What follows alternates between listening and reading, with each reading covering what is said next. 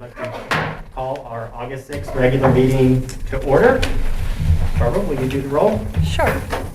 Mr. Wycliffe? Here. Mr. Boyd? Here. Mr. Beveridge? Here. Mr. McCune? Here. Ms. Schultz? Here. Mrs. Felter? Here. Mr. Geary? Here.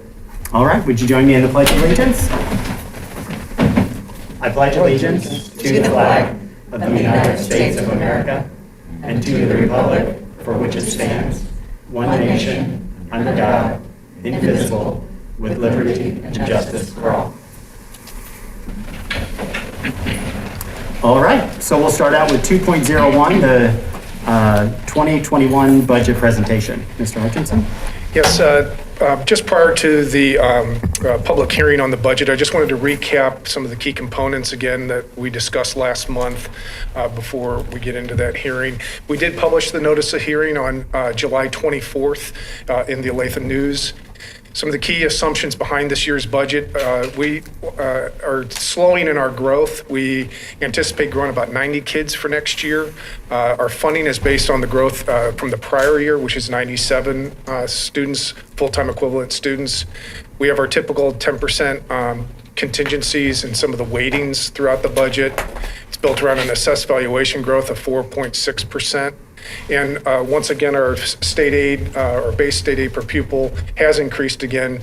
It's $133 higher than last year on a per pupil basis, which marks actually the fifth year that foundational aid has increased, which is a good trend for us.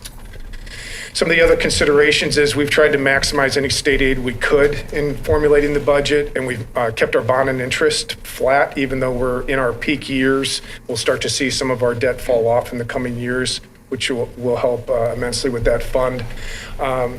There's no additional salaries. We have utilized our capital outlay to the maximum extent salary-wise. Otherwise, it's only capital needs that can come out of that fund. And once again, that slowing growth is going to impact our BOTA starting next year, as you'll see in this next slide.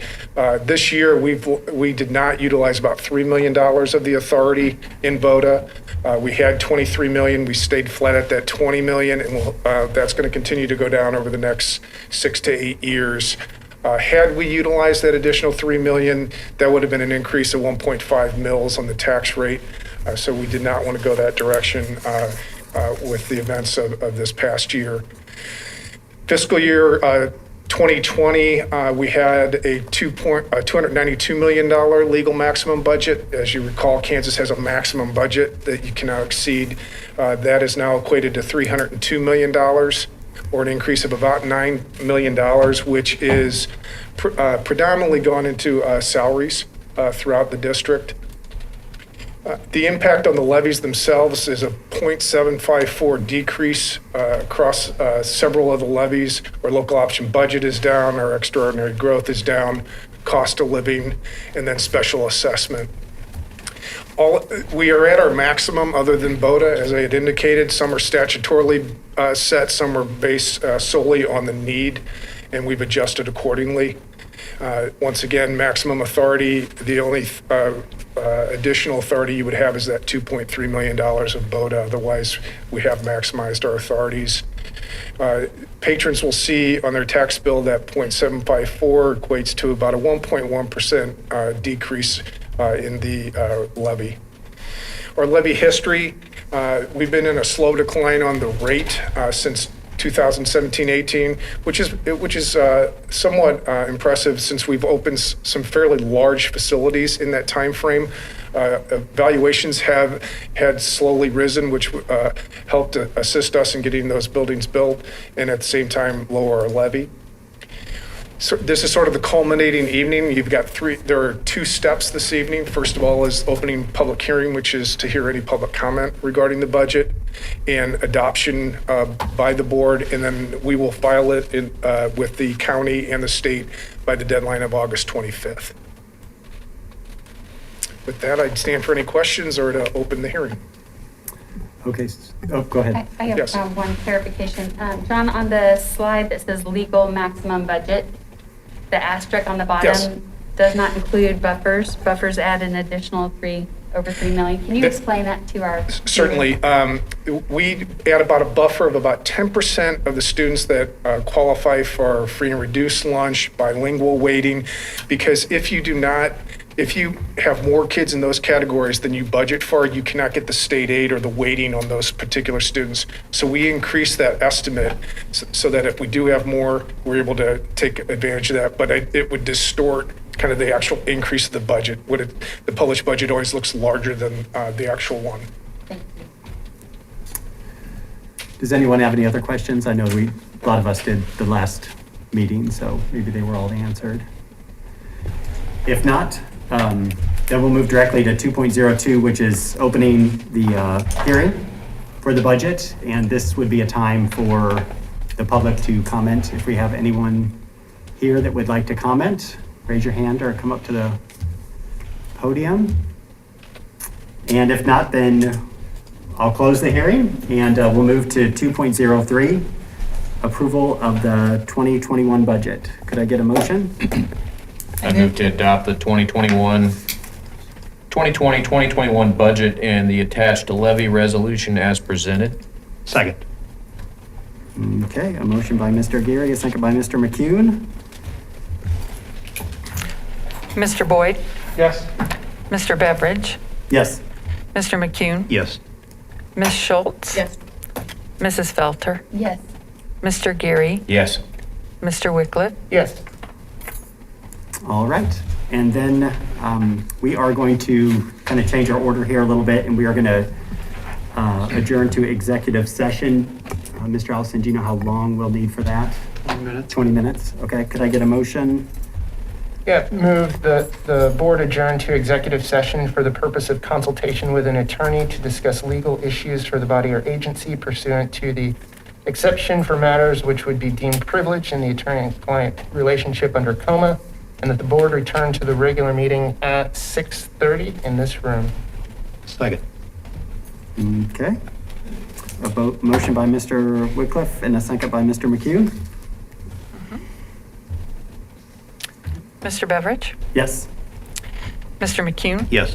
Ms. Schultz, Yes. Mrs. Felter, Yes. Mr. Geary, Yes. Mr. Wycliffe, Yes. Mr. Boyd. Yes. All right.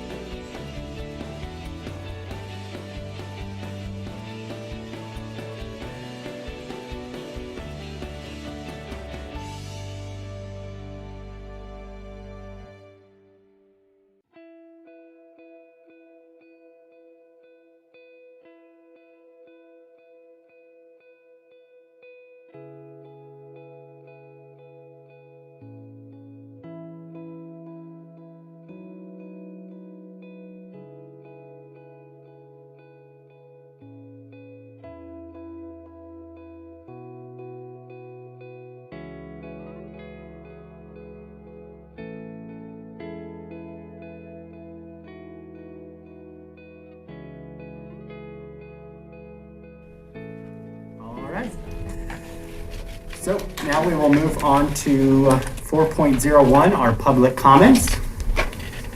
At each regular meeting, the Board of Education reserves limited time for individuals wishing to address the board. We request that individual speakers limit their comments to 5 minutes. The clerk will monitor the time and notify the speaker when the 5-minute time limit has expired. Please direct your comments to the entire board, and if a response is appropriate, the president will respond or refer to another individual. In an effort to respect privacy, we ask that speakers refrain from discussing personal complaints involving individual staff members or students. Those speaking are advised that public comments are videotape recorded for broadcast on the district's educational access channel and audio tape recorded as a matter of public record. Individuals addressing the board should come to the podium at the front of the room and state your name and address. Thank you. All right, do we have anyone that would like to make public comments? No one signed up? All right, well, we will move on to 5.01, 2021 reopening information presentation. I believe that's multiple staff or just you, John? We'll start with me and we'll see where it goes with questions. This will be for a little bit a reoccurring presentation item that we've established so we can provide updates not only as we're approaching the opening of school, but at our monthly meetings to be able to address where we are and how what we know will be a very, very unusual year for everyone, and to talk about some of those topics that are at the forefront at this point in time. There are a couple that I want to point out, and then to get into two areas that you have agenda items later, but to be able to do some description around the proposed calendar as well as the Johnson County gating criteria. What I can't say enough is that we know there are going to be continual changes. And we've seen that from day to day, week to week, month to month. The other guarantee as we look at the new school year is that nothing is going to be normal. We're not going to be approaching anything in a normal way. There will be change in almost everything we do and how we have to approach it. And that's just the situation in which we're in. Whether it's decisions you all have to make, our teachers, other staff members. So kind of that catch piece is nothing will be normal as we move forward. And I can give you examples, whether it's professional development. I know some of you have received some emails. Our professional development is not the traditional professional development, bringing everyone into one large space, those types of things. It's small group, it's virtual work. We are constantly going to be approaching things differently. For our students, when they come to school, how they enter the building, where they go, what their hallways might be one way, stairwells that could be one way, where they store their backpack, not being able to use lockers. All of these things are going to be different. It's not going to be as we typically think the start of a school year, because that's the way it has to be.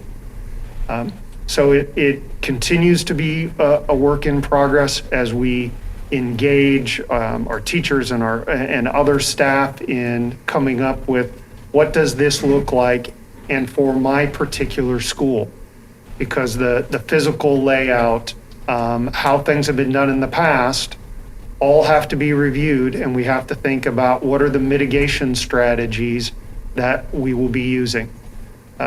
Several of the keys in our reopening plan, I also find that a lot of questions I get are those that are covered in our frequently asked questions. The information's there. There's a lot of it. What are the types of things we're doing for all of our staff as they come back on site? From HVAC to cleaning to drinking fountains to the PPE, the masking. This is the most critical piece that all of the medical experts tell us makes the difference in minimizing risk is masks. That's why our mask policy, the governor has issued the executive order, and we will continue to follow that because the masking is key. So there's a lot of moving pieces And people need to not make the assumption that it's just business as usual, because there's nothing that will be business as usual. They need to make the assumption that how's it going to be different? How are we going to adapt our processes, our procedures? I know as our teachers are already working on how does this look in preparation to my thoughts about the standards I'm going to teach and that approach, knowing that it could be on-site, it could be that they're teaching students that are learning remotely, and it could be that we're all remote in a potential closure of our school districts or individual schools moving forward.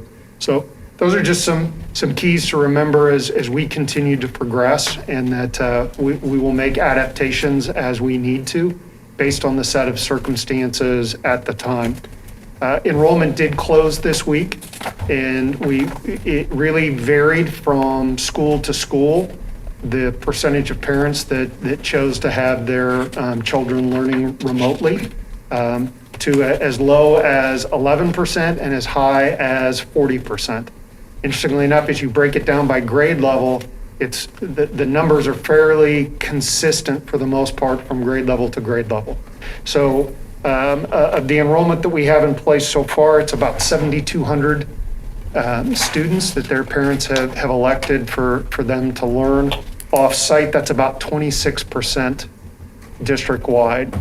So now the work begins in looking at where these students are, what grade levels, and then needing to work to get the staff assigned to how we will cover the remote learners. At the same time, we've got about 75% of our families that elected to come back to school.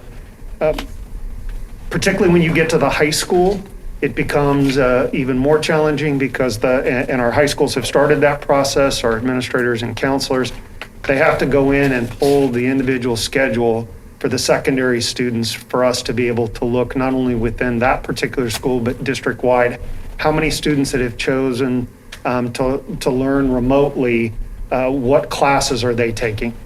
So how does that impact the numbers within that individual school? And then we have to look at those numbers on a district-wide basis. So our goal has been all along, if we could serve students that chose remote learning with teachers that were teaching at their home school, that's the best scenario. All depends on how that breaks out. In some cases, as you look at numbers in a building, it's very possible that in a given elementary, there may be a teacher from each grade level now that could focus on the remote learning, and those would be students that they're familiar with, and students are familiar with those teachers from their building. In other cases, that's not going to work, and it might be a blending of, say, a couple first grade groups from different elementaries. So a lot of work to do there. I appreciate the conversations we've had with ONEA as we think about what's this process look like, what's fair and equitable, approaching staff that might have ADA requirements and need accommodations, and then trying to match how this works. So great deal of work to be done in a short period of time to begin that process. The other two items that I wanted to touch on, calendar. Let's start with calendar. First, as you know, you ask that we come back with a proposed calendar by this board meeting after our special meeting. I received word this afternoon that ONEA on the MOU that you also see on the agenda has ratified that, which is great news. And a large portion of that had to do with us working through a calendar and making adaptations. One of the goals when we looked at the calendar was, could we accomplish the state statutory requirements and do so with as minimal disruption to our traditional calendar? It took a lot of work, a lot of analyzing and working with start times, Our high schools with the student contact was the area that we had the greatest amount of work to do. And I appreciate the willingness of our staff as we looked at moving to a 4x4 block, which will help us with student contact minutes. Also helps mitigate issues because we're transitioning less. You're keeping cohort groups more stable based on the days and a number of aspects. So it worked out in a number of different ways. Snow days, we're counting the extra time we traditionally build into our calendar that snow days will become remote days for the most part, and that'll be a bit of a change. The start time for the high school is starting earlier. As we think about, again, it's not normal in the way we approach our procedures. Traditionally, when students come in, they'll go to the cafeteria, or they'll go to the gym or other areas prior to school as our teachers are preparing for the school day. Because we don't want them congregating in that large groups, they're going to need to go to the classroom. And that was something we needed to work out, that by going to the classroom, being under the supervision of a teacher, those are now minutes we could count that traditionally would not be in the normal day. It was important that as we set up our calendar that we maintained the same contract, PLC, plan time, those types of things for our teachers as well. So I could say as you look at it, we were able to accomplish that. We had to get very creative. We've got to, when you look at our quarters and our semesters, discussion around do we recalibrate and move those dates. That has a whole ripple effect on the calendar. Changed conference times, would have moved semester to try to balance out the days in first semester and second semester, which are always key for high school teachers. We would have had to have moved past the break time period into January for finals, and that's not optimal as well. A lot of moving pieces. What I can say is the calendar that you have for approval tonight meets the statutory requirements. We were able to maintain our original end date. We did not have to cut into any of our breaks because of the willingness to modify our student contact time, to look at the remote days as well as our PD days. Our new teachers will start on the 17th, and our returning teachers will start on the August 20th. So all those pieces come together, and there's specific criteria by KSDE on what counts, what doesn't. It's different for a high school level compared to a middle school and an elementary level, but the calendar in front of you meets the requirements you put in front of us. I appreciate all the cooperation, and it allows us to do very little disruption to what we had in regards to breaks and times, which are important for our families and our staff as well. Last piece is to touch on the Johnson County gating criteria and to give you a little history about that so that you have this background when you get to that agenda item.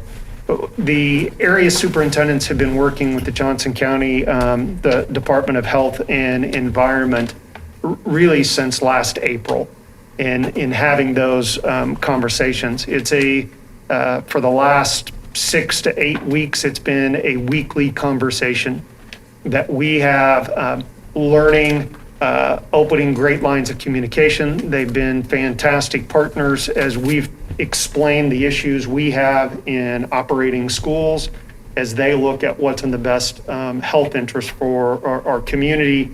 And they recognized how important it is for our schools to reopen in the fall. But they also want it to be done in as safe a manner as possible.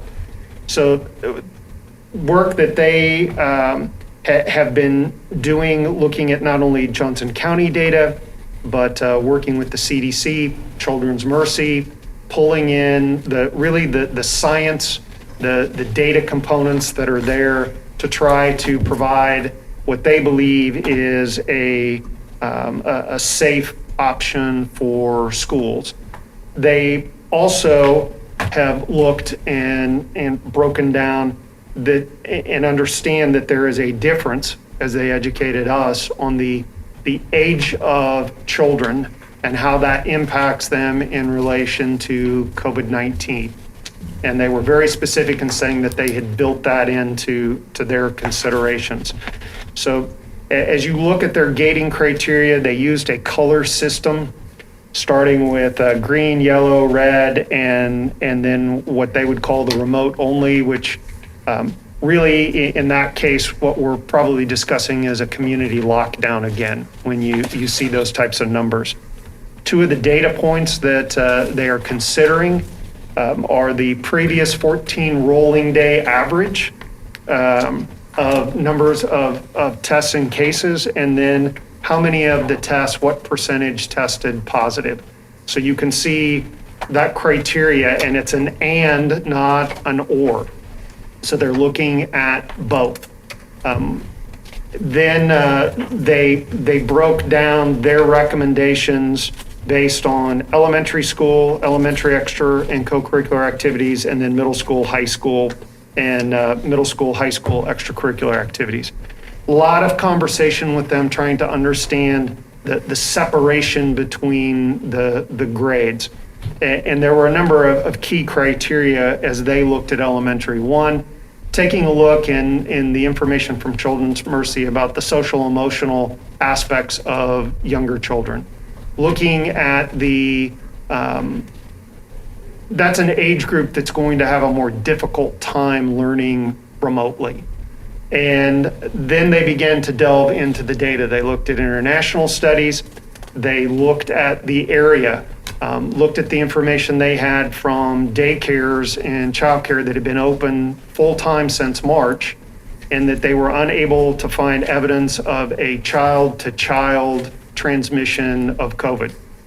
Not that they told us that didn't exist on children having COVID. They could not find where they had direct transmission due from child to child, and almost no evidence of children to adults. What they found in those circumstances, it tended to be adult to adult in some ways. So they took a look at that aspect. They looked at the way in which schools operate, that smaller groups, easier to cohort, fewer transitions. There are things that you can do to mitigate risk at the elementary that is more difficult to do at the middle and high school. So that was the rationale that they used in breaking out those different age groups, because we had a lot of questions when we saw that recommendation. Then as they looked at school activities and addressing co-curricular activities, they felt when you got into the yellow, that's at a point in time where particularly the high-risk activities need to be curtailed, and they list those at the bottom. Those are typically going to be your contact sports.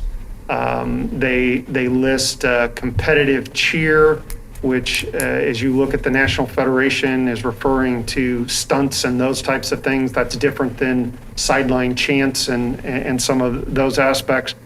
Choir and band, particularly woodwinds and brass, just because of the nature of COVID being a respiratory issue. Suggestions that they had made previously around some of the mitigation strategies, which we've all built into our plans. Their concern around some of those activities is the ability to not be able to mitigate, and that this is an airborne virus, that coming in on a backpack or a pair of shoes from home into a classroom, they said is conceivable, but they can find no evidence or science that indicates something like that is typical transmission. The washing of hands is because of spit droplets, those types. So they walked through all of the consideration that they used in developing these recommendations. And you can see how those break out. So the gating criteria was something that as school districts we've been asking for since about April. And the response has been, we've got to learn more. We continually need to address and assess, which they are very clear. the gating criteria may change. They will continue to adapt it as they have better information. So starting next week, one of the areas that they'll be focusing on is at least 25% of the testing they will dedicate toward individuals 5 to 15. That's an area that typically they are not testing. So mom has COVID, they're going to test dad, they'll test anyone over 15. They are not testing students 15 and under typically, which is part of, as you look both, why some of the international studies have been what they focused on in countries that were testing younger individuals. So as a county, they want to begin that process and see if that mirrors what some of the other studies have looked at. So in their explanation, it's been very grounded in the science and the numbers and the best research that's out there. But as I said just a few minutes ago, they've been very clear that this will change, that they will adapt it as they learn more, as numbers change, as other guidance comes out. Was made aware this afternoon by the Commissioner of Education in his weekly call with superintendents that the Kansas Department of Health and Environment is reviewing several of the counties that have put together gating criteria, which are fairly similar, and that there is a consideration that they'll release some statewide gating criteria as well. When that might occur, I'm not exactly sure. So that's the logic that the county explained in their development and putting this together, and their guidance for school districts as we think about reopening. So with that, I'm happy to answer any questions about any of that laundry list of topics. Mr. Allison, do you know whether or not the study that's going to be done, 25% of the tests that will focus on ages 5 to 15, is that a randomized group? No, those will be, typically my understanding is those would be families where there has been exposure or someone else in the family has tested positive. Prior to this case, and part of it stemmed, I think, early on from the idea, limited testing. So now they will, if they're younger members of the family, then they hope to test them as well.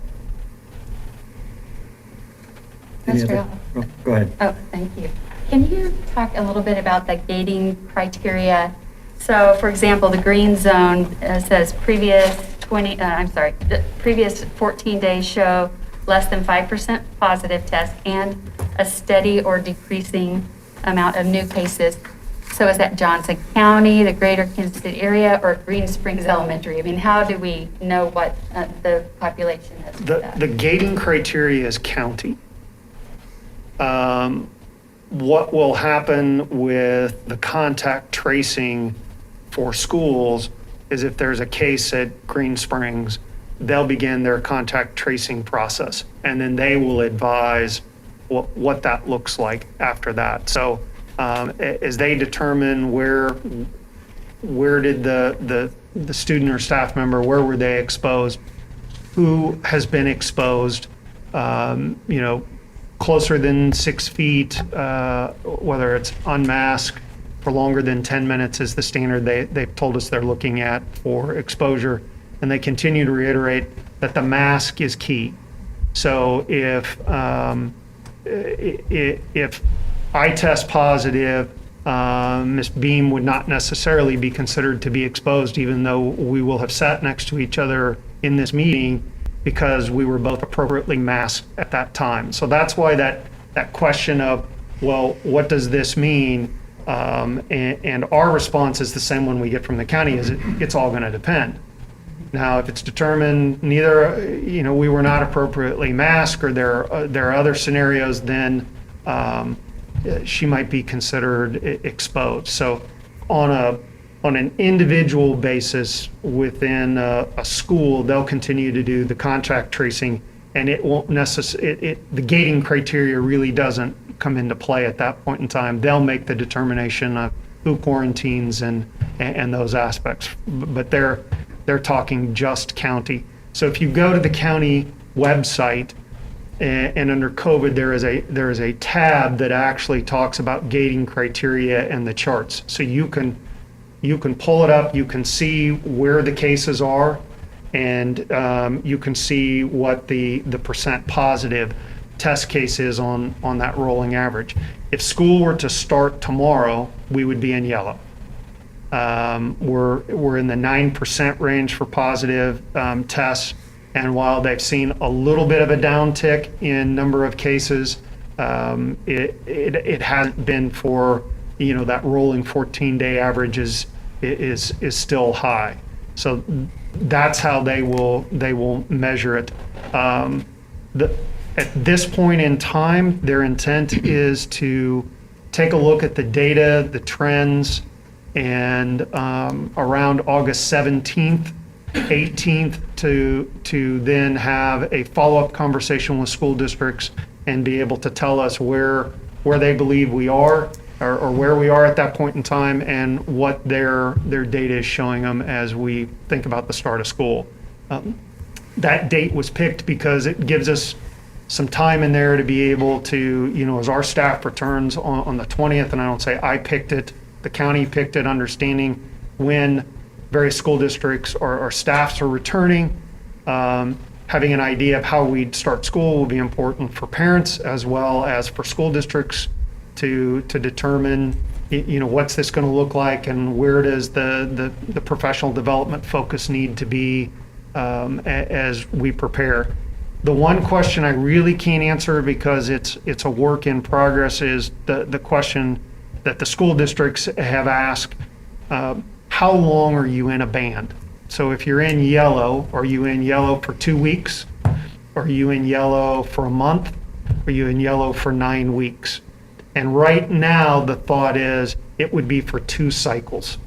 So you definitely see not just a blip that may occur, but 2 4-week cycles. So 28 days gives you a good idea of the next progression. So you would be able to look at the 2-week cycle, see if now your criteria is trending downward or upward, but hopefully trending downward. And at the end of the first 2 weeks, you'd be able to say, all right, we're hopeful that 2 weeks from now we'll be shifting from yellow to green. And it gives parents and school districts a time period to be prepared for that transition. Bouncing around every 2 weeks won't serve anybody well. So it's 2-week cycles? 2 2-week cycles. 14 days. So about 28 days is where the conversation is at this point in time. But they want to continue to look at the data, and probably sometime next week we'll get a better idea of what they're projecting. The original CDC recommendation around gating, if I recall correctly, was somewhere around 9 weeks as they talked about transitions. And I think they have since backed away from that, but have not given clear direction to the local health departments on what that cycle should look like. So that will be forthcoming fairly quickly, as they know, those dates are approaching, and to give us the ability to be able to plan, parents to plan, staff to have an understanding on what that impact might look like. Mr. Allison, I had a couple of questions. One, how, within each building, is that kind of where a lot of the decisions on how PD is going to look and in service and all that, is that at a building-wide level, or will that be determined by administration and what's going on there, and how's that going to be? Both. Okay. And Dr. Yeager can probably address this in greater detail. When we think about our district-wide, we focused on a virtual format is what we hope to be able to do there. Video, Zoom, Teams, those types of aspects. Some of the work is going to need to be in small groups as you think about introduction to new technology and those types of things, making sure we have the infrastructure there, the support for questions. Buildings then have some designated time where they'll be designing their PD time, but the expectation is still the same. How much can it be done on a virtual basis? So teachers may be in their classroom receiving, but the idea of bringing a high school staff, putting them all in the cafeteria, not happening. I mean, or middle schools or elementaries in those spaces, but it's breaking into smaller groups, social distancing, using the technology that's available in many ways. For example, our new teachers coming in, they'll be on at 5 different sites. So being, again, much like we're trying to do with the students in minimizing exposure, smaller groups. So it will be a combination of both. And how about the prioritization? You mentioned, obviously, we're taking into consideration ADA and that type of thing related to staff. What's the prioritization of remote teaching versus those that are going to be required to teach in-person students and those types of things? Has that been determined yet? Is that an HR thing? How's that being prioritized? We're going to start with ADA, and then we had a number of staff members that expressed interest in teaching those students that wanted to learn remotely, being able to take a look at who showed interest. Then the other piece, as I said earlier, is we look at the numbers. Sure. If you're a school that's got 40% of your families have selected learning remotely, to be able to take teachers in their home school, if at all possible, if there's interest there, and being able to assign that way. So there'll be a number of criteria that we'll take a look at. And that's been an ongoing conversation with ONEA, and I'm sure will continue to be as we work through this process. And my last one is, I know we've all heard a lot of received a lot of emails related to trying to, or at least attempting to keep students within kind of their normal school area, whether it be elementary, middle, high school, so they have recognizable if they are being put in a remote situation. Do we know what that kind of looks like? Is that going to be a good possibility? I'm assuming that's something that we will be putting a maximum effort at trying to make sure that happens. Is that correct? Yeah, it's a key focus for us. There's no question. So if I've been a teacher at Bentwood Elementary, I now have the opportunity to teach remote students. Our goal would be that teacher would be able to stay in their classroom at Bentwood teaching those students. So at the point in time that we all get to come back, and we're not looking at remote learning, I look at the remote teaching is a temporary assignment. And our goal would be, if you were at Bentwood and there's the opportunity to teach Bentwood students, great, and that's where you're going to go back to as long as the enrollment the next year justifies that many sections. So again, greatest amount of familiarity that we can do. It's not going to occur in every case, but that's one of the target goals. Yes. Thank you. And just a point of clarification, a teacher that does remote teaching and then the enrollment numbers at their home school for the next year, when maybe we're back to normal, if they don't support hers or his position in that school, it would have happened even if they had stayed there and taught in person. It's all based on enrollment. It's all based on enrollment. So we're not penalizing anyone for teaching remotely, right? Transfer process is not changing. Mr. Allison, can you speak to the expectation that teachers that are teaching remote in building versus at home? Yes, and it's a good point to clarify. They're teaching remote students. So when we think about the ADA and some of those potential accommodations, there might need to be an accommodation where a teacher is not at school in a classroom teaching their remote students. Other than that, our hope would be that they would be able to teach on site where we have the technology, we have the support, all their materials are there. They can continue to, if they're in the same building, to PLC. And we're going to leave that up to the teachers that are teaching remote learning to a large extent, how that looks, whether they're building or with other remote teaching teachers looks. But they would be a part of that staff. They're still going to be, if they're assigned to Bentwood students, they're still going to be part of the Bentwood staff.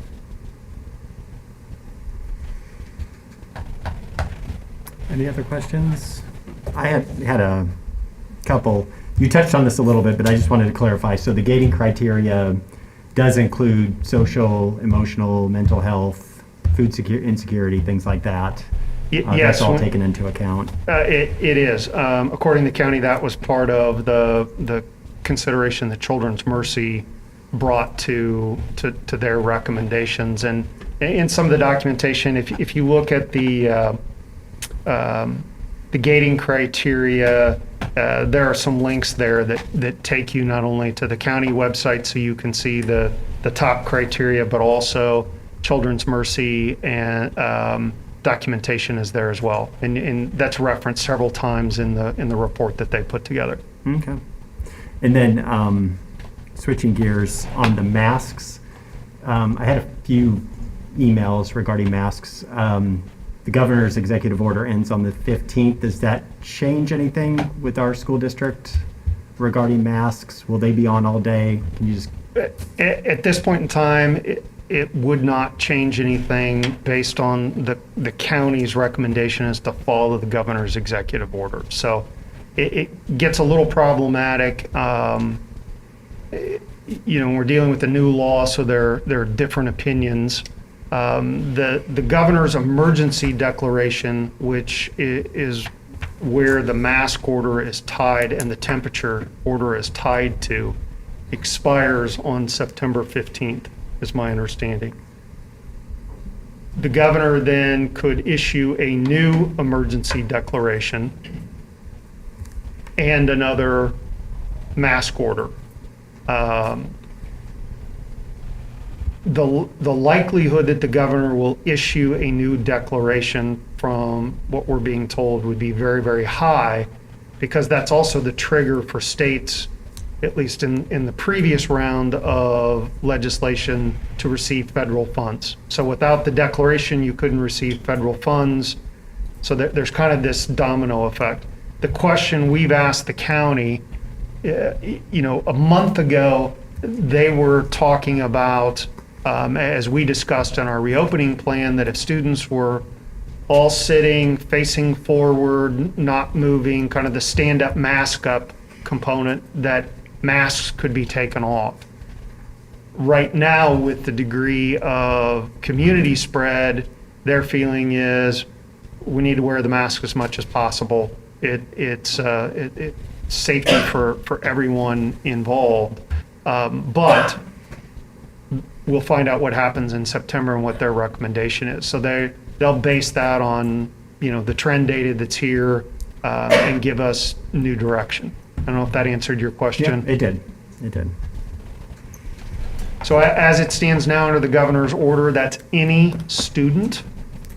That would include pre-K, kindergarten, any student, any adult in a building is to be masked. Do another. So I have two that I could think of right now, but are we providing masks for our teachers? We're paying for them, providing them. Can you clarify that a little bit? Yes, we'll be Is there a shortage of them? providing two to start with, masks. We've ordered face shields, particularly for special education and others. The county's been, and the state health department's been very clear that the face shields are in addition to masks. They do not replace a mask, and we'll have those available. We were talking today about how that might look if a staff member wanted to request a shield. The county has not recommended individual plexiglass type, that they're not at their effectiveness, the need to wipe them down, those types of things. The only place they really encourage those are areas where you have the general public that might come in.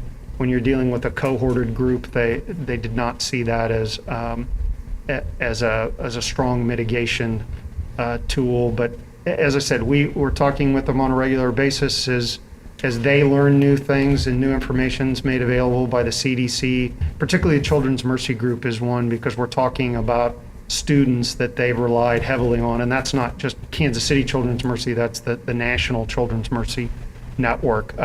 We'll continue to adapt, but yes, we'll have the PPE that's available. And I think we've all got a different format of mask as we're getting used to wearing them. We're finding different ones that seem to work better for us, and that will be the same with our staff. Though we'll have some available. They can use those, or they can use something that they would prefer as well. That's great. And students, should they come with a mask? Students, we would ask that they come with a mask. We'll have masks available. There are a number of groups in the community that are making and purchasing masks to be able to give to students that might not have been able to get one themselves. And then we'll have disposables on a daily basis. If a student arrives to school and they've forgotten their mask, we'll be able to make sure that they're masked appropriately for the school day. And so if a student or a parent refuses to mask up, they essentially are opting for online learning? Is that what we're saying? Yes, if unless you meet one of the exclusionary criteria, and we'll say under the governor's order for now, and are able to document that health need, or through the IEP process it's been a part of, then you would be excluded from being able to attend school without a mask. Because even in elementary school, the kids may be safer, but they're interacting with adults. So until we know differently, that could be an important element. And then we received a lot of sporting related emails. Were you going to address sports tonight at all? In the criteria, when you take a look at when we're yellow and above, it talks about no high-risk activities, and those are the ones I addressed earlier. When we take a look at that, that's band, choir, the competitive cheer, and football are some of the higher risk, just because of the amount of saliva that's engaged with some of those activities and the close contact. So again, that's their recommendation at this point in time. As we're seeing at the collegiate and professional level, there's been mixed success with how well they're able to mitigate some of those issues. And so when a parent says to follow the Blue Valley and DeSoto district separate from Johnson County guidelines, do you know what they're talking about? Sort of. Mm-hmm. The emails I provided you are those that I received this afternoon that were directed specifically to me that you may not have been copied on. DeSoto had their board meeting Monday night, and their first consideration of the gating criteria, they elected to merge K-12 as one group, and that they moved the high-risk activity recommendation to the red category. So the idea would be when we're remote, there are no activities, period. So there was some discussion that they had. Blue Valley has not discussed. Their board meeting is on Monday. There has been no formal action taken by the Blue Valley Board of Education, just as there's nothing that we've declared we're following or not following until you all had an opportunity to hear information, ask questions, and then make that decision. So to my knowledge, at least as of this afternoon, there was no official Blue Valley action on the gating criteria. And just for clarification, that's we'll plan on discussing that as a board, 8.05, and then making a motion to direct staff on where we'd like them to head regarding the gating criteria. So for board, I think the board knew that, or viewers at home, that's our plan. And then we'll have an opportunity, I assume, if questions come up, to ask those at that time as well. Yes. Any other questions? All right. If not, we move to action consent. 6.01 through 6.13. If no one has anything they'd like to pull out, I'd ask for a motion.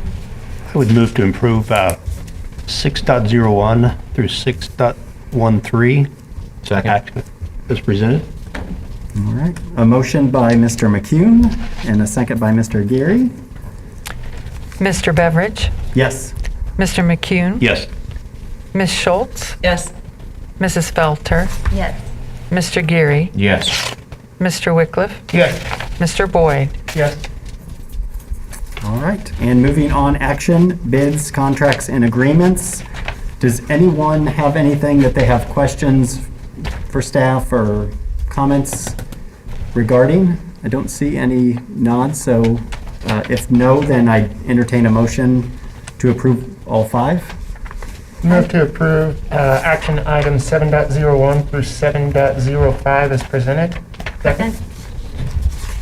Motion by Mr. Wycliffe and a second by Ms. Felter, I think, got it. Mr. Wycliffe, Yes. Mr. Boyd, Yes. Mr. Beveridge, Yes. Mr. McCune, Yes. Ms. Schultz, Yes. Mrs. Felter, Yes. Mr. Geary, Yes. All right. And then moving on, action other. I believe, Mr. President, I'm going to recuse myself from this one as it deals with my employer. okay, I'll let you head out. And as he said, now I think we'll take these just one at a time, just because obviously the last one, there'll be discussion, and we'll take this one separately as well. All right, so any questions regarding this action item? If not, can I get a motion? John, I thought we approved this already. Is there something different from July? You approved a previous agreement, the replatting of the lots Okay. that allow us to do the rest of this piece. Okay. I move to authorize the replacement of the parking lot at Clare Learning Center, transfer ownership of land to the Olathe School, from the Olathe School District to Kids TLC, and execute a new parking lot maintenance agreement, and further authorize the Deputy Superintendent of Business and Operations to make any final adjustments necessary to the maintenance agreement upon legal review. Second. Okay, a motion by Ms. Schultz, a second by Mr. McCune. Mr. Boyd, Yes. Mr. Beveridge, Yes. Mr. McCune, Yes. Ms. Schultz, Yes. Mrs. Felter, Yes. Mr. Geary, Yes. You gonna grab Mr. Wycliffe?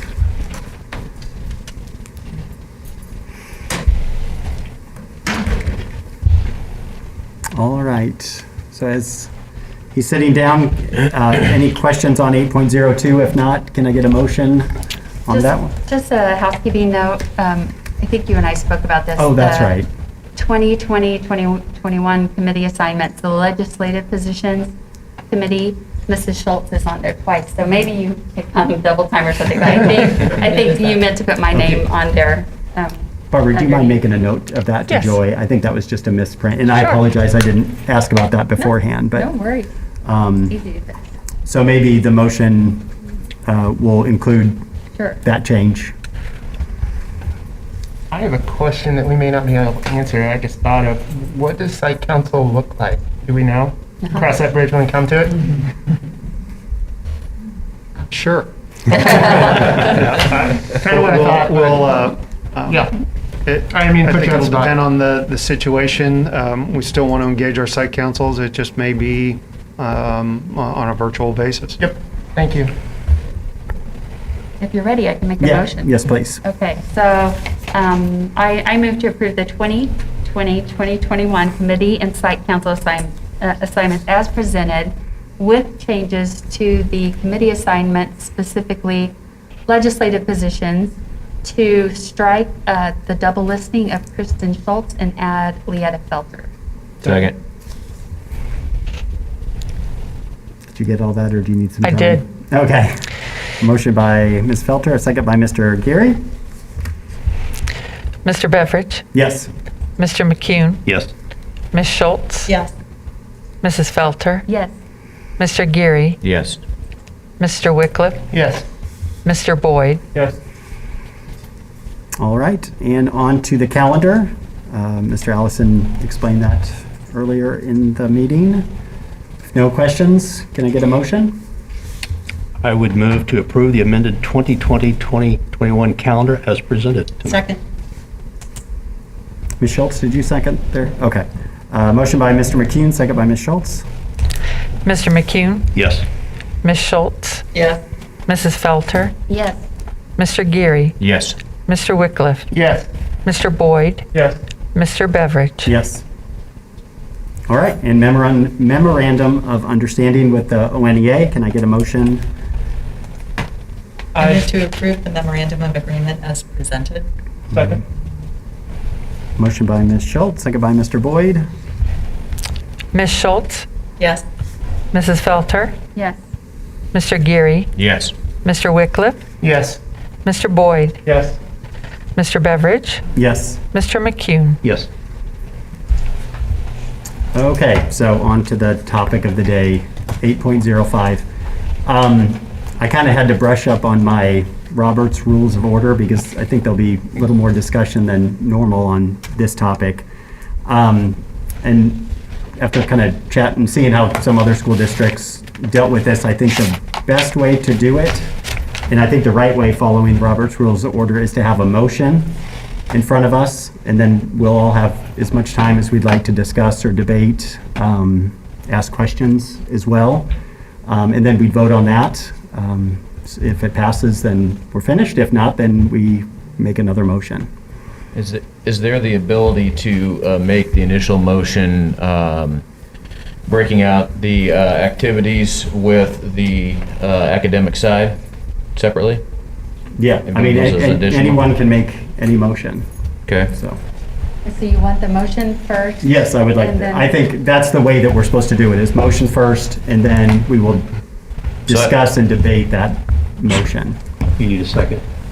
Well, I'll make a motion to approve the Johnson County Department of Health Environment Safe School Reopening academic guidelines as presented. Second. Okay, so then you're saying just the academic, the in-building, okay, so, okay. Okay. And there was a second by Mr. Mr. McKeon. McKeon. Mr. McCune. Okay. Did you read the roll? Sure. And let me ask I have this, a question. when can we have a Discussion. discussion on it? Oh, I'm sorry, yes, discussion, Okay. yeah. I love local control because we can do things like this. I think it's great. I also love the Johnson County chart for the in-person versus hybrid versus remote only. So I like your motion. It allows us to have flexibility on the sports, and that I would assume that includes group activities, not like band, choir, dance, cheer. I'm not sure. Are you Yeah. guys interpreting that? So I like that, and I would suggest adding a statement, something like this, that we authorize the superintendent in consultation with the board officers to make changes as necessary, because I think to make it through this pandemic, we've got to be nimble and able to turn on a dime, and we're getting scientific studies very quickly, rapidly. I would like to see us add that with the caveat that changes will be communicated to the Board of Education, and when possible, delayed to allow for consideration of the Board of Education. And Okay. I'm sure there could be better wording, but the general Yeah. premise, you know, So my handy dandy flow chart here Yeah. says that we need an motion to amend that, and then a second, and then we will vote on that, and then continue discussion. Okay, should we so. Is have that- finished it? Should we have more discussion But on this? Roberts, I just want to make sure that we don't do something unintentionally, just, Okay. parliamentary procedure. So because if we vote on this and there is no other agenda item, Right, that's what. right, then we can't do anything else. That's it. Do I understand that correctly? I hate to get into the weeds here. Someone can make I think another that's- motion though, right? Valid. Because if we. That's a good point. That's a good Because point. if we do this and we don't have another item on the agenda, it's not like we can just go back, because I think we should have a discussion about sports. Right. I would like to see activities included and to see us adopt this. I love Leetta's, Mrs. Felter's language about giving that flexibility, because I think that that's really important, and our administrators need to have And- that, but, And Mr. Wycliffe, I think that's a great point. That's kind of why I asked initially if we can technically add an additional piece to the agenda, which it doesn't sound like we necessarily Yeah, and can, so we can, so I would say then, yeah, good catch. yeah, because I think we wouldn't need want to us make to sure we- vote on this and not including, because I would like to Yeah, include high-risk activities in the yellow and accept this as it is presented. So I want to make sure that we don't vote on this, leave that out, and then we So can't go back. I believe to be able to do that, you're going to need to defeat the original motion. Okay. And then Have a there second. needs to be a new motion and a second to be able to discuss separate that. Thank you. That's kind of what I thought. There you go. Okay, so all my homework down the drain. No, it's good. So I move to defeat the original motion. well, we just got. Well, we just have to vote on You just that. have We to just, vote on it. Yep. we just, we voted down, okay. Okay, so Call the roll. take one.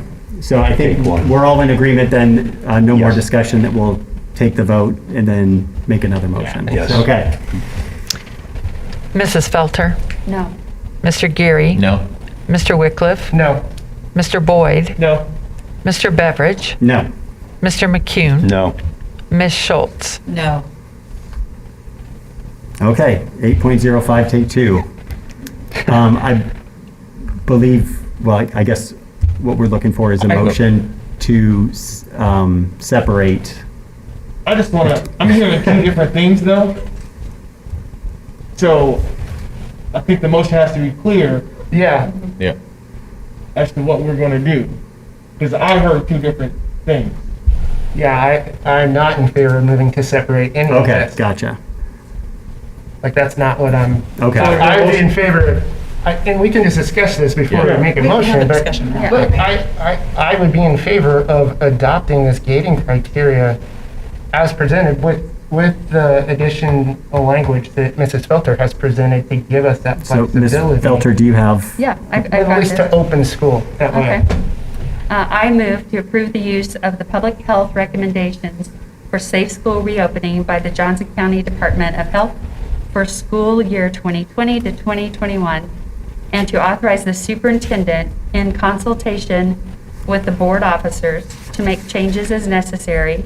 Changes will be communicated to the Board of Education, and when possible, delayed to allow for consideration of the Board of Education.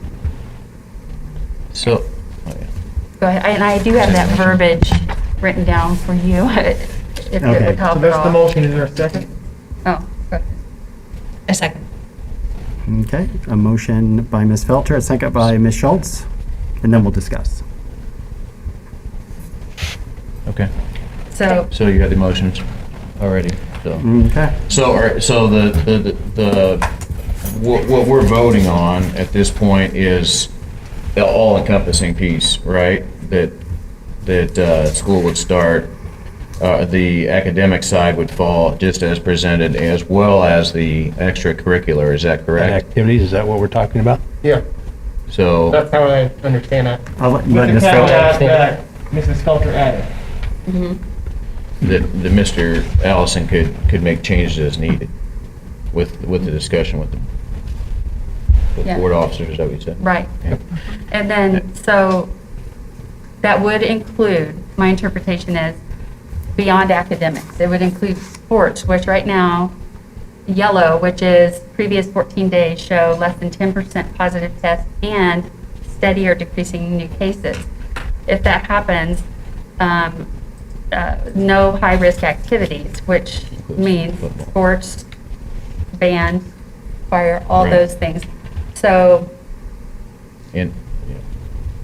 And I'm in strong disagreement with that. I think the sports is something that is, in other activities, is important for our kids to have. I think our, Johnson County's given us guidance on things in the past, as have the state. We've followed a good portion of them. However, we have done watched and paid special attention to our coaches in all sports during training this summer. They've done a great job as far as I understand. We've had next to none from a standpoint of COVID related cases specific to our training camps, weightlifting, those types of things that they've taken part in.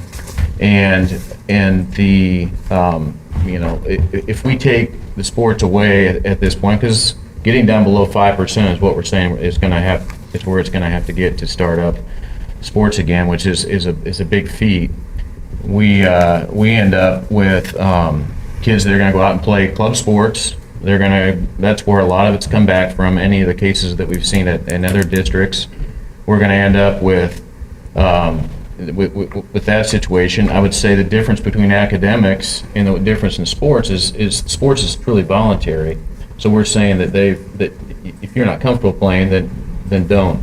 We've all heard from several people, including large petitions that may or may not be valid. I haven't validated all the petition numbers, but that were sent to us that said that their kids need sports. And I'll be honest, I have a kid that plays a fall sport, and not in a senior year or anything, but his year would be, he would have a really hard time just practicing, which is what we're kind of saying, and no competition. I think we've already limited the travel to just the local area. I think we've already seen that DeSoto, who includes Mill Valley High School, is now in our Sunflower League from an athletic perspective, has taken the initiative to say, let's just slide it back. If we get above 10%, then we do shut it down. But in the grand scheme of things, we think we can operate the way that they have been. I mean, you look at, I'll use football for an example. They've talked about, Keisha's given examples of stretching the areas where the players can go down to the 10-yard line to 10-yard line, which would help with social distancing from that standpoint. They've talked about the way that everything down to the way that people huddle in lines versus the traditional circular huddle. Masks. I know a lot of the kids have been wearing masks straight through their sports. We talk about being, within 6 feet of somebody for 10 minutes. I mean, there's a lot of things related to science that still makes sense being able to play athletics, and we're keeping them right here at this point. And if it gets above 10%, which is very possibly could, then maybe we shut it down. But I do think this is something that is really important. I mean, in extracurricular activities is such a huge piece, and we've heard from it from so many people that I don't think we can ignore it. So I'm going to strongly discourage. Well, I want to just say I agree with Brian. Brian, you couldn't have said better for me. I think that when it is a voluntary sport, all those activities are voluntary that they take part in. I think it has been shown in at least our community that coaches and our student athletes and those involved have taken the precautions, that they have followed and adhered to the rules, which I think shows responsibility. But it includes a number of our students' population in our schools that I hate to see that taken away from them as well. There's only opportunity to do that, for very few years, limited opportunities in their high school life, that I would like to see it go ahead and let us have that option or that flexibility. And like Brian said, if it gets above 10, take a look at it. But I hate the idea of taking away those opportunities as well. And, I was someone who loved sports in high school. I did 4 of them. But I do think, and to the point, and I've been proud of, for the most part, our coaches and the reports back from conditioning. Now it's conditioning. We're not talking about games. We're talking about conditioning. It has been good, but when we start talking about games, that additional level, the contact that's not happening now, right? It's not what the health guidance is telling us. And I agree that you are volunteering. You don't have to play the sport, but you're going to go back into the classroom the next day. And I think that's something that we need to consider as well. It's not just going to to the game and playing in the game. I mean, you're not going to be isolated as a football team within, your school. So. I'd have a comment. Being a non-athlete, I see the great value of these extracurricular activities. I see the also spread potential as well. I also see the kind of arbitrary threshold. So Brian, is actually the yellow is equal to or less than 10%. So it's like 9% instead of 5. However, let's say we have a big outbreak in a nursing home here. It's going to weigh that heavily and impact a group unintentionally.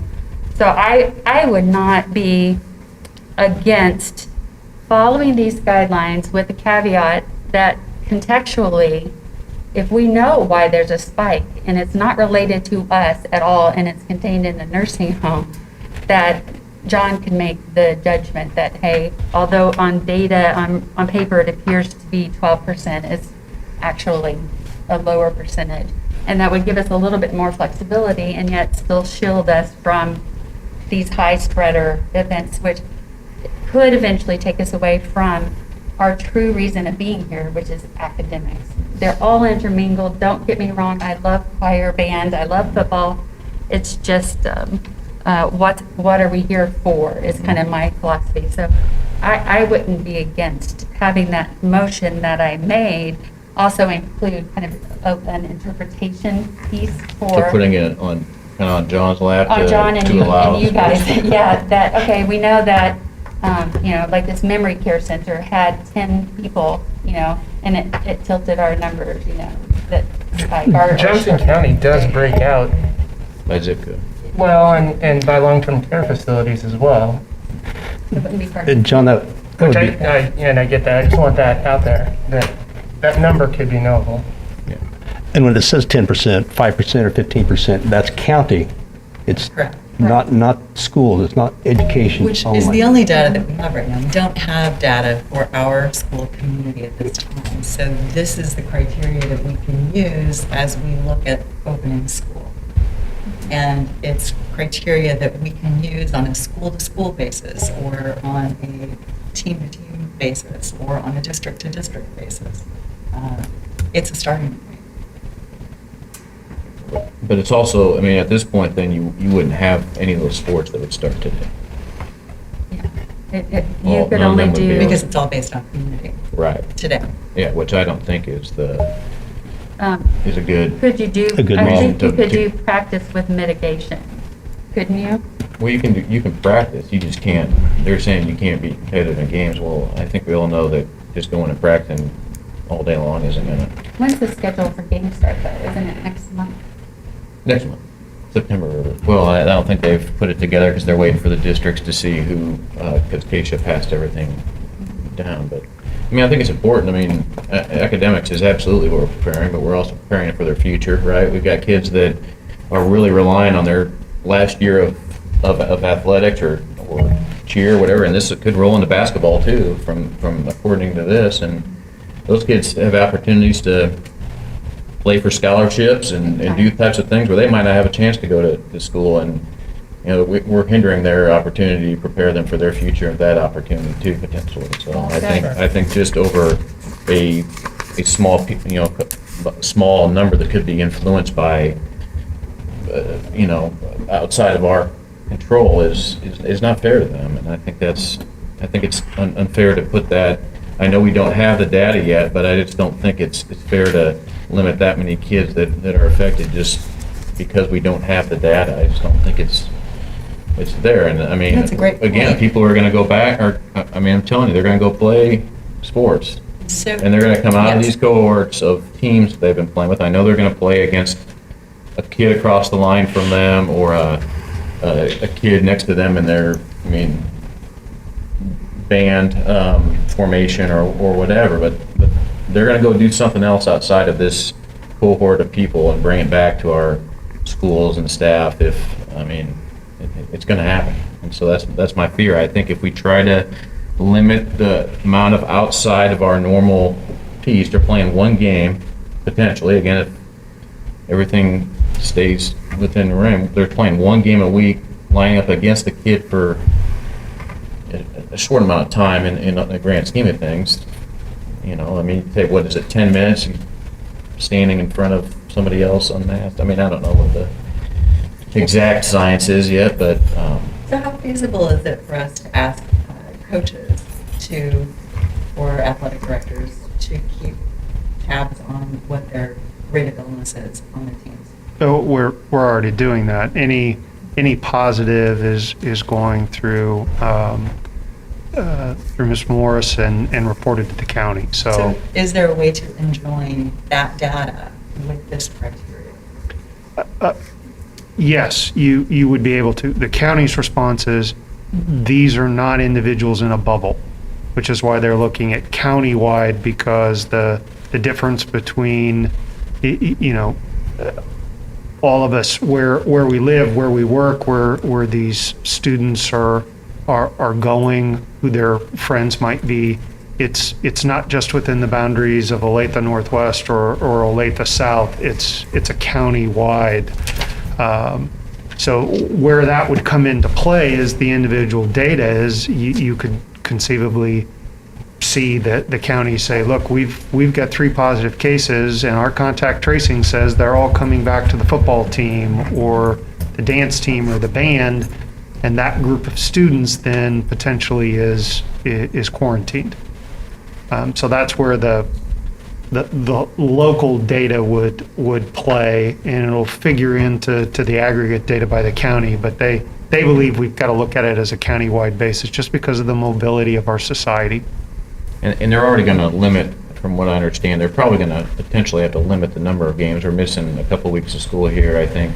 There's probably for sure one game that would at least be eliminated based on, unless they were to start play before school started, which would be highly unlikely, I would guess. But, I mean, you're talking about, what, one game per week, kids on that.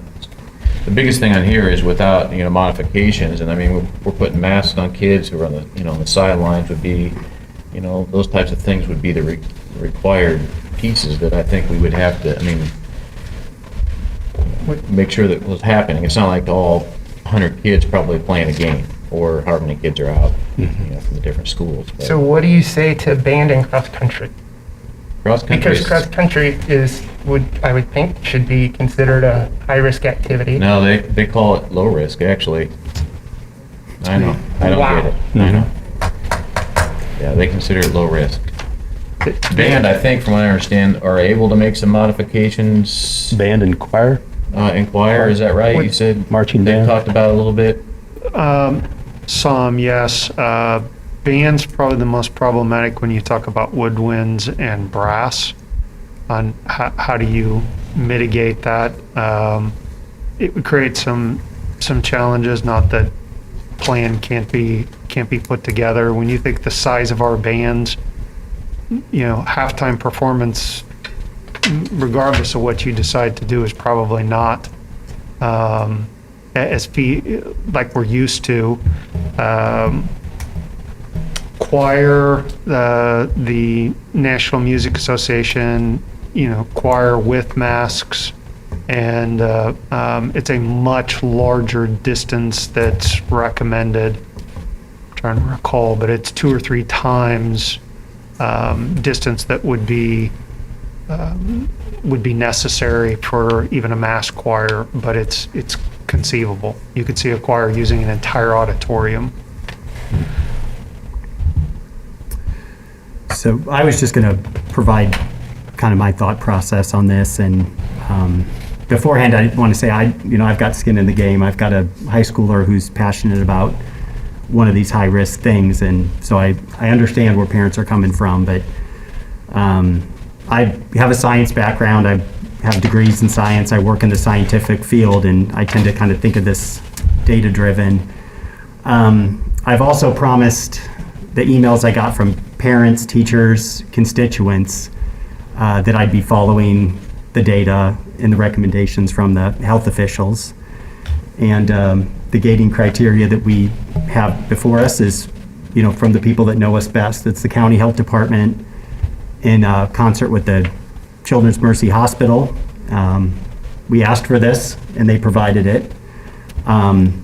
I don't like the precedent it sets that we would pick and choose what we like from this and what we don't like from this. As painful as that's going to be for a lot of families, but it's guidance we asked for from the experts, and I think we should follow the experts.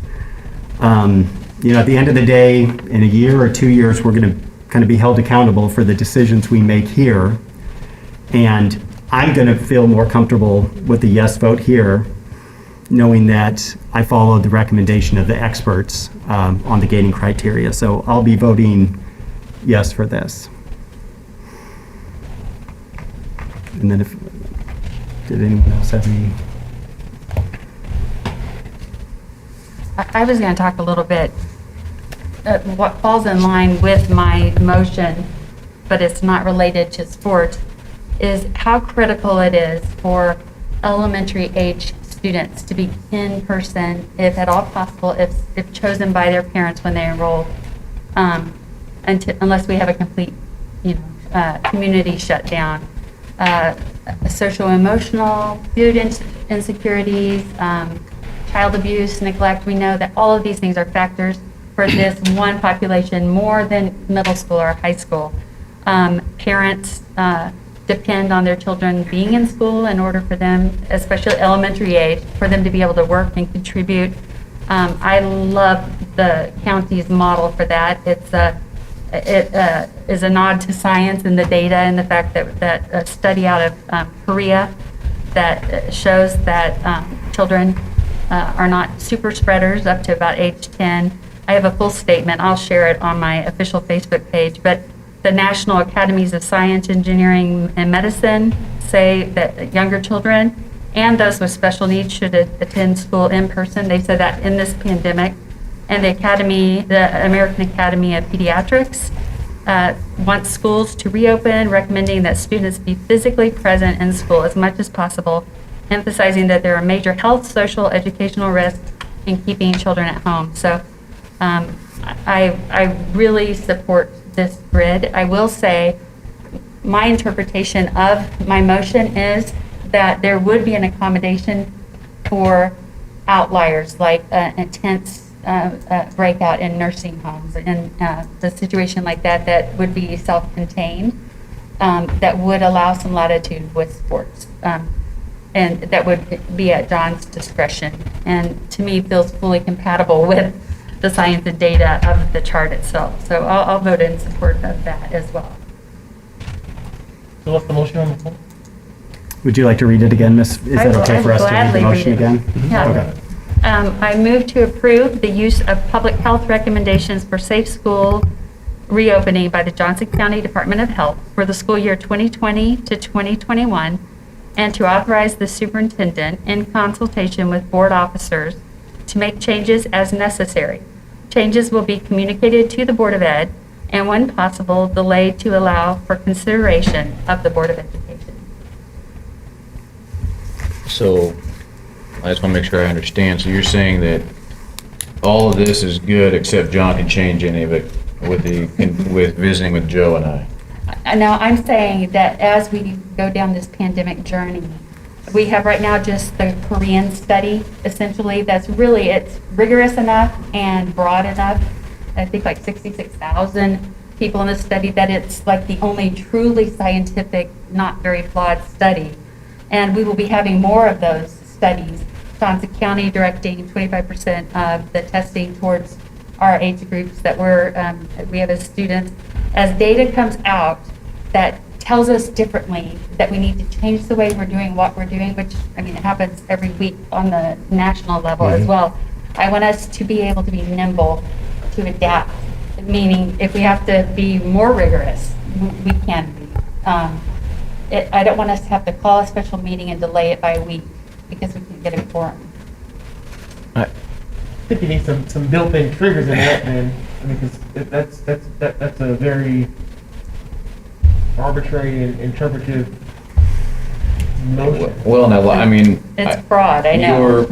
I think your intentions are great. I am a little worried about, and Mr. Brady, I see sitting back there and scheduling football games, and the rest of the the league that we're going to have to play against is going to want to know what 5 of the 14 teams are going to do, and I don't think week to week it's necessarily going to work. I mean, it could. I don't know. Maybe he can address that, but I think that we need to have maybe a little more clarification that, hey, we're not playing football essentially, or we're waiting for the next rendition of the gating criteria to come. I don't know. I just feel like it'd be tough for us to say, yeah, we're not going to play football now or do band now.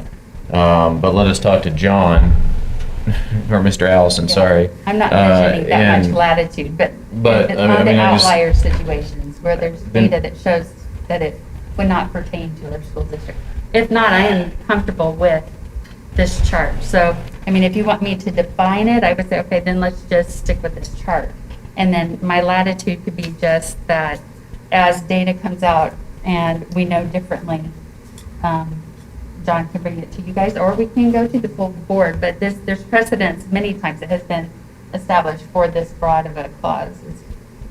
It's often done for school districts. I also think we'll be getting quite a bit of data. Well, Mr. Allison, you have a meeting with the health department mid-August, is that correct? And then we'll have data. And we'll have at least 2 conversations before that. I guess for clarification, my understanding is that you're referring to changes to the gating criteria. So if the county changed the gating criteria, for us to adapt to the changes would not, depending on time, that I believe the motion also talks about delaying, if it couldn't be delayed, and I don't know why a special meeting, or one of our normal meetings would change the criteria. I don't see the county changing it on a week-by-week basis, that there would be a lot of swings to that. But that would be the type of data that you didn't ask, but that I would be comfortable is when the county is changing criteria, not an independent report that one of us has seen and that type of liberal interpretation.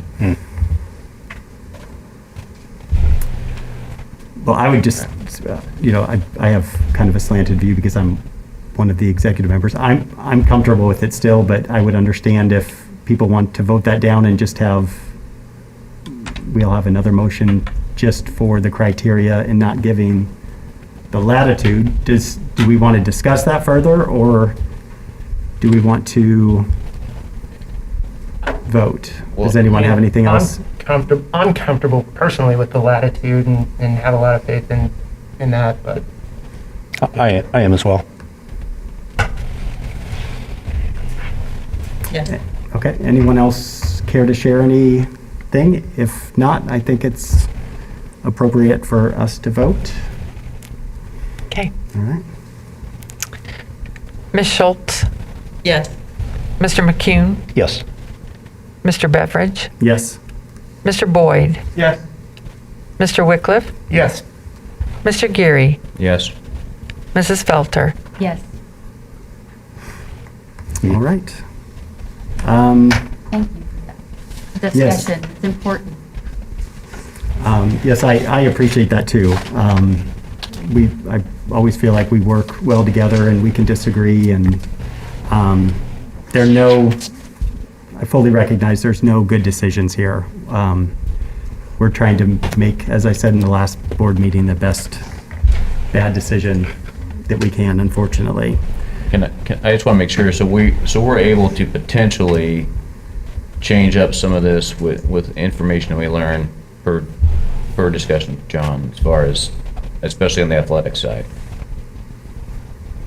That would be my understanding of Okay. the motion that passed. That's why I want to make sure I had clarification. Thank you. All right, so future action items on there, and then topics for discussion. Does anyone have any topics for discussion? Yes, I just want to, on this past Tuesday, I had the opportunity to visit our Mill Creek campus and spent some time with her, having Schoonover and her team on the back to school outreach. And COVID impacted the dentist appointments that some of our families took advantage of the haircuts. But through our community partners, we were still able to give out personal hygiene and food and backpack and clothing allowances. So I just want to give a huge thank you to our community partners and a good job to Heather Schoonover and her team. And the work that she does is very important, and our families and our students in our district really take advantage of it. That's it. Agree? All set. Can I add one more shout out? Absolutely. It's to the Olathe Professional Firefighters Outreach, which if you haven't ever heard of it, it's because it's new. It's their foundation, and their very first, well, their second major effort was a back to school drive, and they just completed it. And there were so many supplies donated that it almost didn't fit in the picture that they published on Facebook. So some of those will be coming to our school district, and so I just wanted to give those guys a shout out. It's Chris Camp and Tyler Rowley and the team over there at the Olathe Professional Firefighters Outreach. All right. And then I had a couple things I wanted to mention, just kind of a clarification more for the people viewing, parents, teachers, kind of how we've always worked emails with the board. I just thought maybe that was worth communicating to the public. It's normally we get 1 or 2 a month and not 200 a month, or 200 a day. But traditionally what we've done, just for the people, our constituents, is the board president would respond. But I just wanted to make sure that the public knew that our board reads all the emails. So I've had a few that come back and say, well, you're the only one that responded to me. Well, that's just because that's how we've always done it. But everyone on the board is reading it, and if we disagree, obviously they're welcome to email back. And but that's just kind of a tradition we've had, and that's why you're just getting one email sometimes, even though you might email all 7 of us. And then I don't know, maybe John will be mad at me for saying this, but I do recognize what we've done here tonight. I don't want to let that go. And I don't want to create a bunch of extra work for everyone else, but I would love, if other school districts decide to go down the route we do, there have been some creative ways to deal with extracurricular activities. I think in Colorado, they're trying to move all the low-risk sports up and the high-risk sports back to the spring. I'm sure that makes our AD's head spin that I'm even mentioning that, but I just wanted to throw that out there, that I want to make it work, but I also want to do it safely. So that's all I have. Any comments from the superintendent? Very brief. I just want to thank all of our parents as they worked through enrollment. I know those were difficult decisions, having to weigh what's best for each of their kids. I probably talked to 50-plus parents in answering questions in the last 4 or 5 days prior to the close of enrollment. Lots of good questions. A lot of committed, caring individuals, which is what makes Olathe unique. And just to continue to ask patience as we navigate uncharted waters, which is, I know, probably a terrible cliche, but it's very appropriate for what we're talking about now, and we'll continue to have to make changes and adaptations as necessary as we progress through this school year. But that was a tough decision, and I understand that, and want to thank them for looking at all the information, the FAQs, those types of things, and then enrolling their students so that we can move on to the next step. All right. And since we did executive session before, the meeting is adjourned. Good to see you.